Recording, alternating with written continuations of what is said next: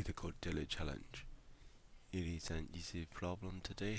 66 plus 1. So instead of adding 1 to a big integer, we want to add digit 1 to each of the elements in the array. If we can go through this array backwards, which means we start from the least significant numbers, which is a 3 here, then we plus 1 for each digit. But the trick here is we can have a few edge cases.